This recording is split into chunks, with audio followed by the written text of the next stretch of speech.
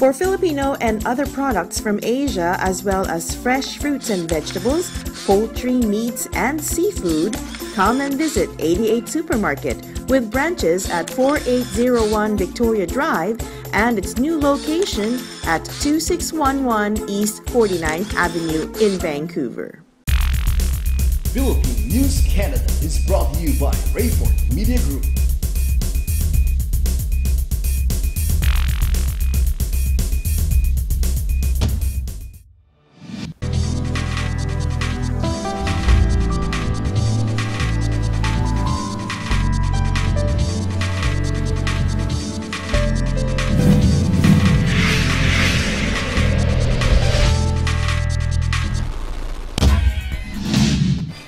Hello mga kabayan! Narito na ang pinalawak at pinalakas na coverage ng Philippine News Canada, Balitang Vancouver Nationwide, mga pangunahing balitang nakalap ng aming news team para sa linggong ito. Mula dito sa Surrey na naka-lockdown na naman, ako po si Rosette Correa at ito ang Philippine News Canada, Balitang Vancouver.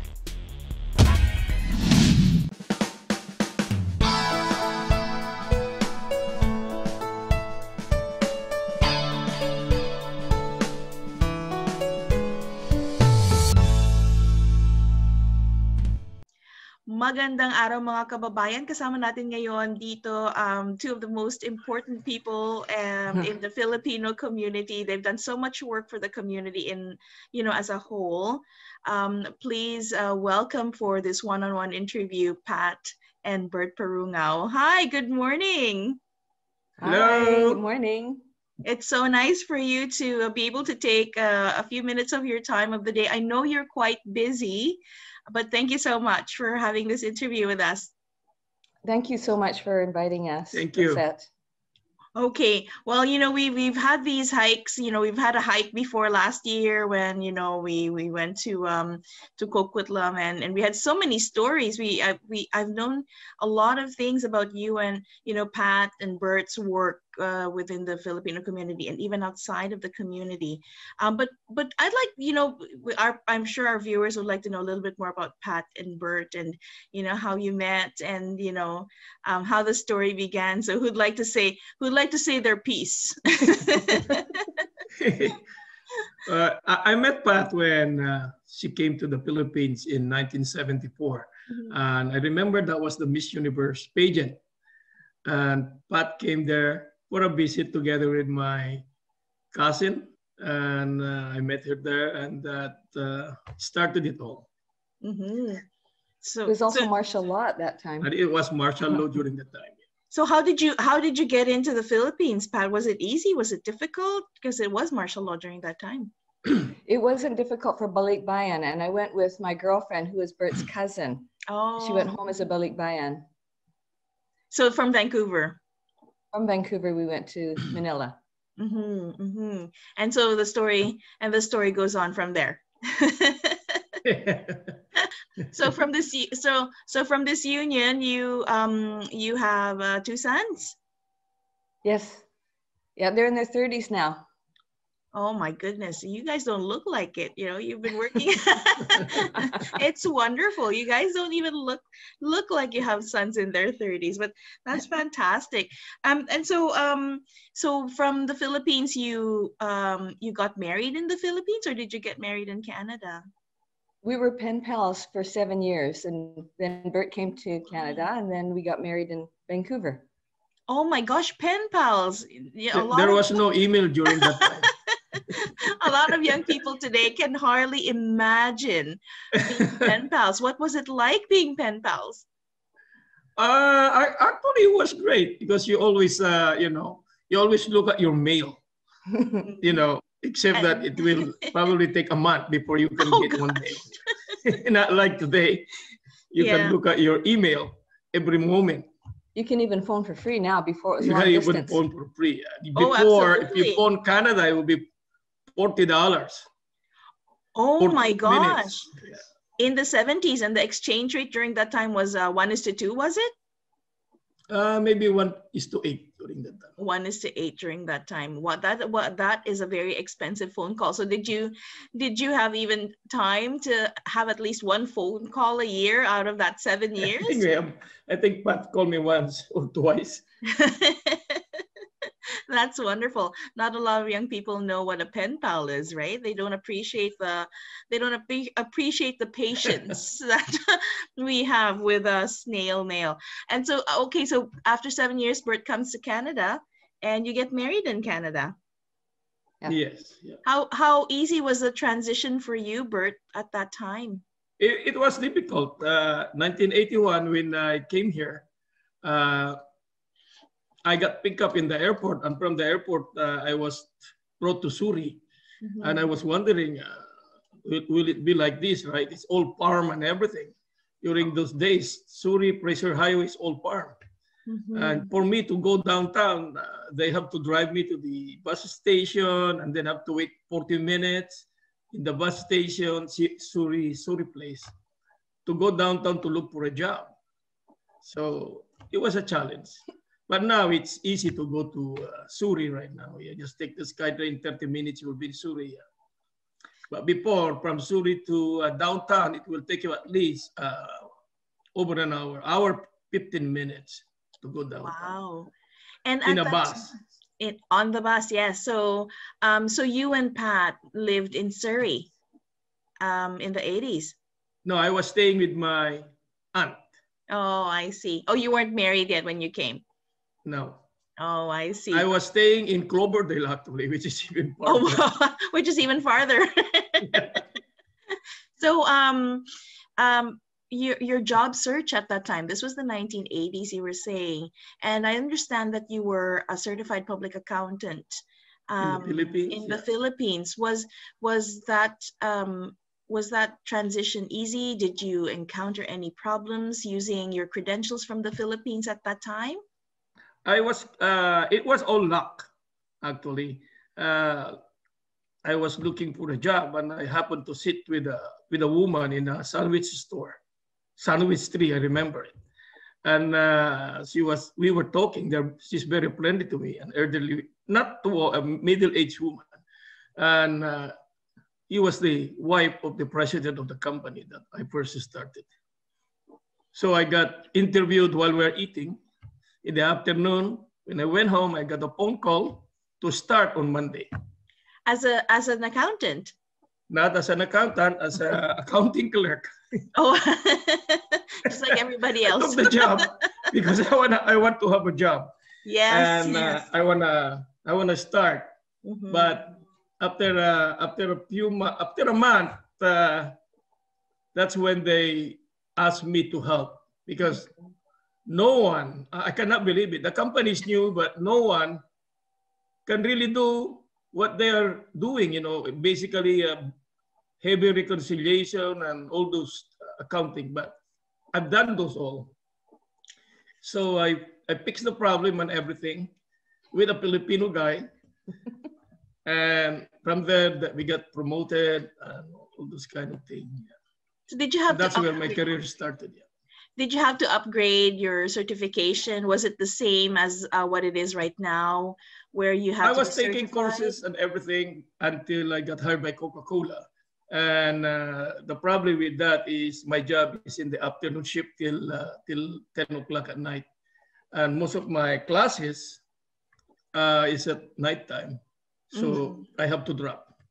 Mm-hmm. I only have about 3 or 4 subjects left to get my CGA during that time. It was difficult. Mm-hmm. It's not easy. Mm-hmm.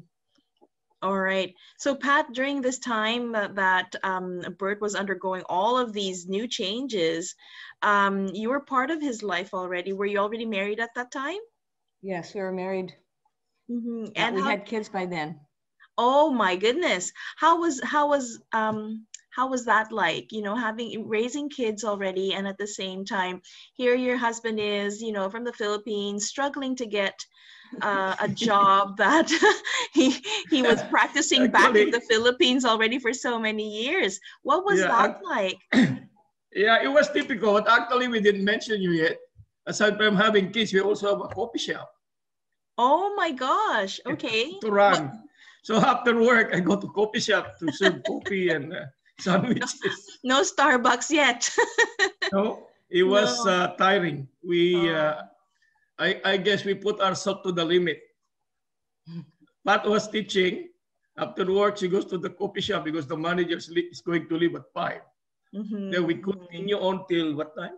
Whenever it was closed. Whatever time of closing is. So And we was did that, that for 3 years. so was that Pat's full-time, aside from being, you know, mom to 2 kids, was that Pat's work at that time? In the beginning, it was, but she was called by Vancouver School Board to teach. I So see. she have to find a manager to run the place. Yeah. I see. So Pat, you worked with the Vancouver School Board. Also, that was your day job at that time.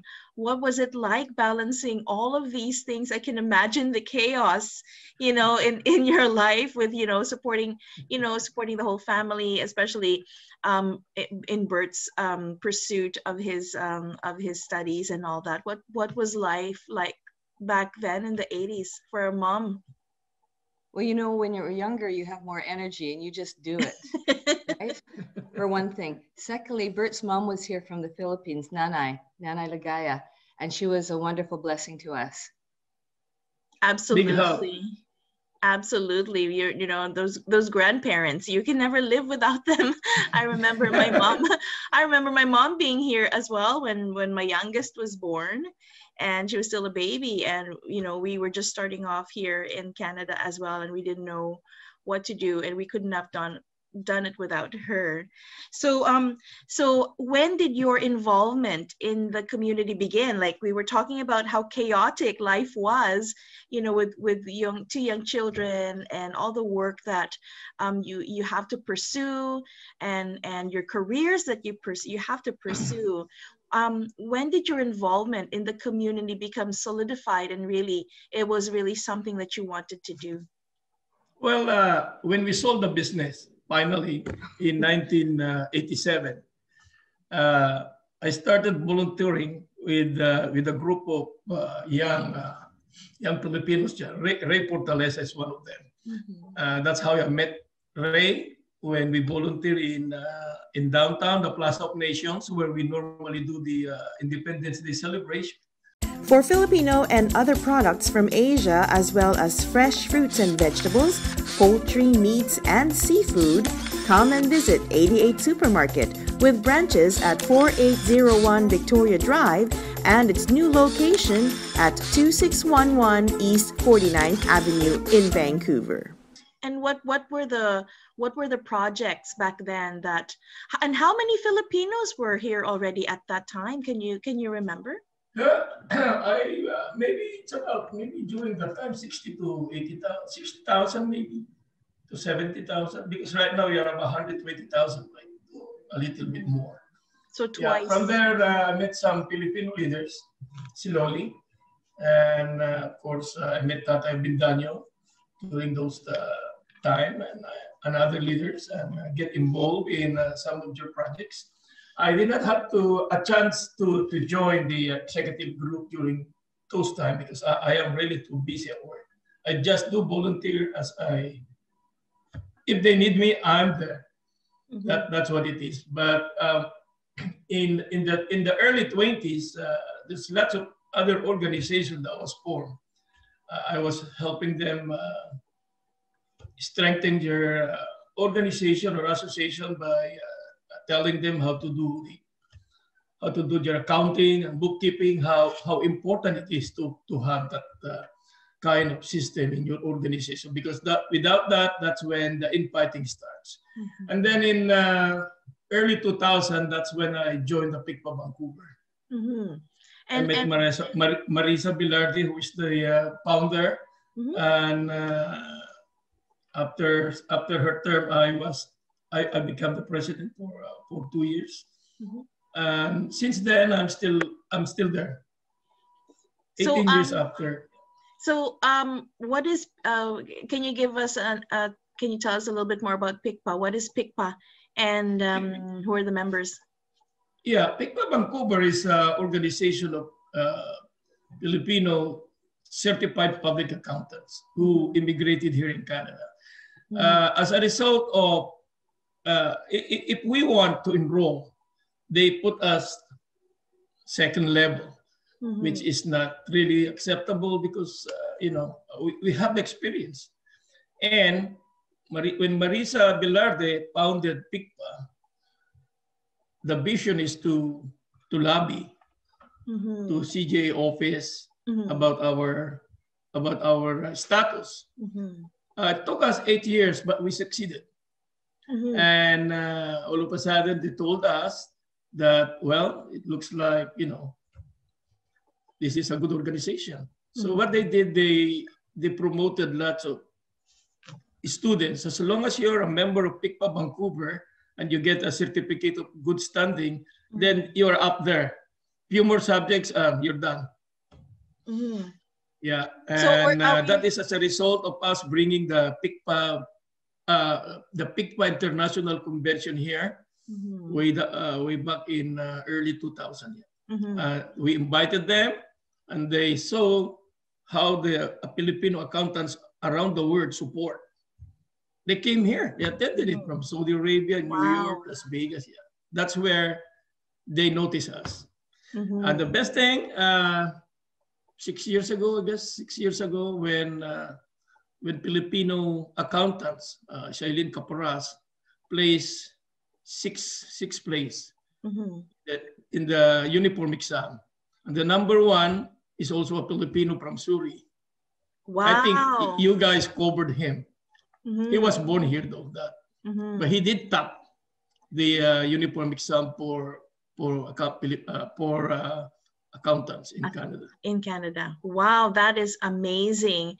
So the members of PICPA would be those with Filipino heritage, and whether they studied in the Philippines or studied here in Canada, if they were born here, etc. So they could become members of PICPA?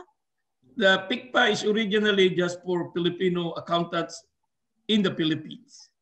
But those CPAs here who wants to join, who are not CPAs in the Philippines, they can become, they call those members. They can become members, associate members. Okay, but they were, as long as they have studied CPA here, accounting here. Yeah.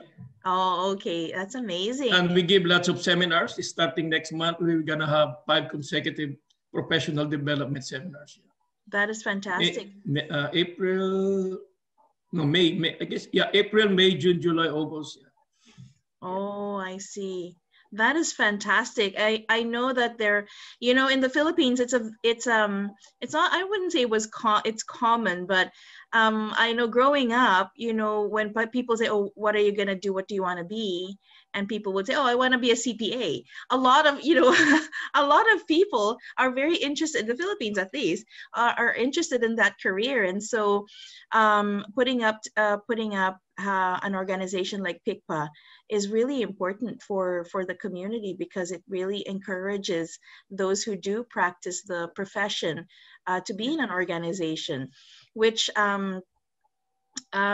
is one of those things that I think the entire Filipino community is looking forward to, when all of our credentials, whatever profession it is recognized here in Canada. That's the only time that we can put up, organizations like PICPA, who would really fight for our, rights as a professional, right? Yeah, I think it's within the conversation of, we were just having a conversation with the Conservative Party, for instance, and they were talking about that, how the Filipino leaders were talking about, well, how can we put up, professional organizations in Canada when our professions are not recognized here? So it is. They have to start. They have to lobby. They have to prove that they can do. Of course, they can do. But again, it's the idea that you did not graduate here in Canada. It's not fair to those people who graduated here. As long as you challenge it. Absolutely. I know some profession, nursing, I guess you can challenge it. But teachers, I don't know what's that. Yeah, I think the union is also a part of all this system. Mm-hmm. The union protects. Yeah. The union protects your members. Absolutely. Absolutely. I guess I'm one of those I'm one of those anomalies in the teaching profession where I was able to challenge it. Yes. I'm one of those anomalies. and so during the whole time that, you know, Bert was so busy with all of these things, Pat, you were also busy with your work with the Vancouver School Board. You were teaching at that time, right? That's right. Yeah. And what grade were you teaching? Secondary at that time, and also elementary. Yeah. During those years, both elementary and secondary, not at the same time, of course. Mm-hmm. And the, you know, I'm sure the boys, were you at school the whole time as well? Were they at school? Yeah, they were starting school. They were just around that age. Yeah, when I was at Van Huy, they were young, or in elementary. Yeah. Now, Pat, you are also as busy as Bert with your work in the community. Tell us about your involvement in the community. Currently, I'm Vice President at the Pacific Canada Heritage Centre Museum of Migration. And I would really like to encourage your viewers to take a look at our website. And currently, because of COVID, we have a special project because people are not meeting each other, and it's called From Far and Wide, Pacific Canada Stories. So similar to what you're doing here on one-on-one interviewing people, people can either, you know, tell their own migration story, tell their own family story, and share it. Currently in British Columbia, or in Pacific Canada, much of the history is told by from the white perspective. And so that is not the complete history of Pacific Canada. So we want to get everybody's voices out. And so Filipino, any of the immigrants, First Nations, any of the marginalized communities, which is very underrepresented in our history. As a teacher, I can, you know, you don't see that very often in our teaching materials. So at least we have a dedicated website, .org website, where people can contribute their stories. And then when people do research, their own family, like, you know, you can share, a lot of people don't want their history to be forgotten. Their own family can find, you know, they can find me there. They can find my mom there, for example. I'm hoping that you're going to find PNT there pretty soon, because it's not just humans. It's also, you know, organizations are part of the Pacific Canada history.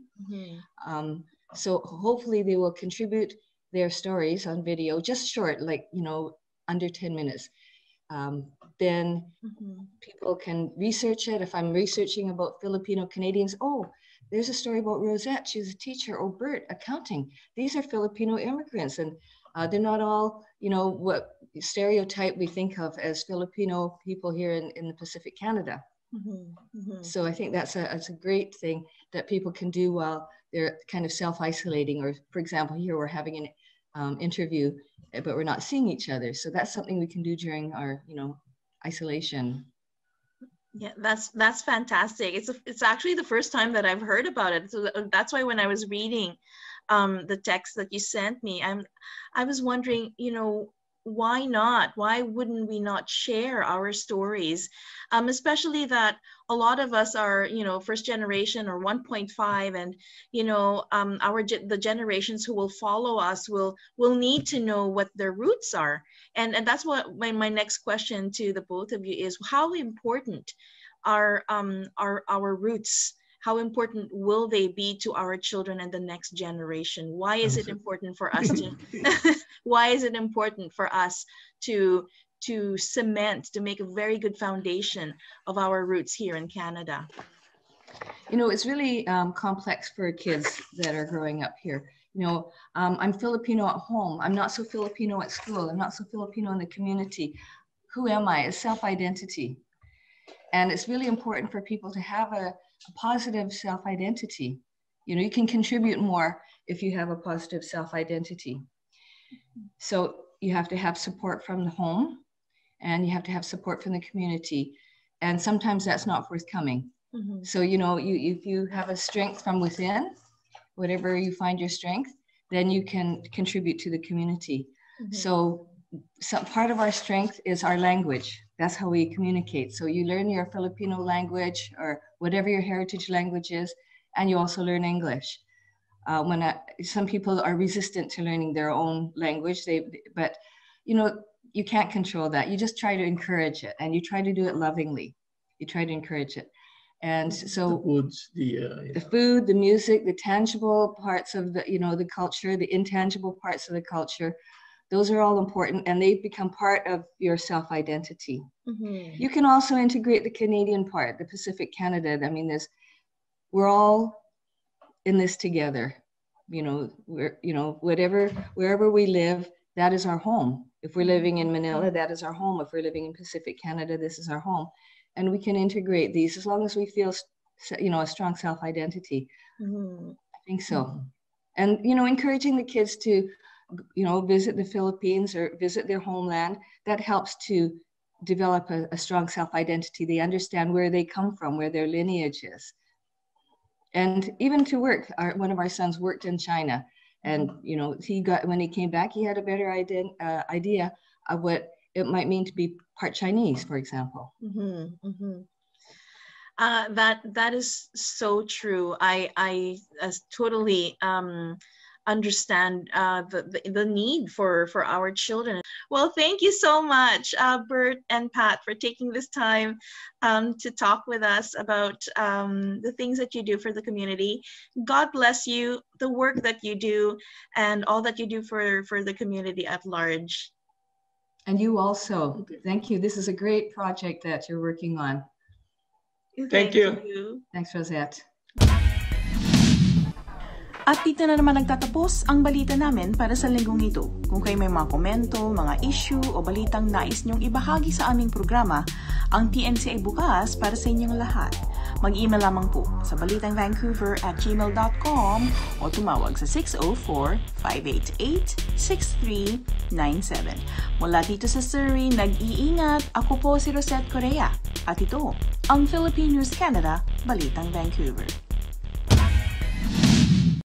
For Filipino and other products from Asia, as well as fresh fruits and vegetables, poultry, meats, and seafood, come and visit 88 Supermarket with branches at 4801 Victoria Drive and its new location at 2611 East 49th Avenue in Vancouver.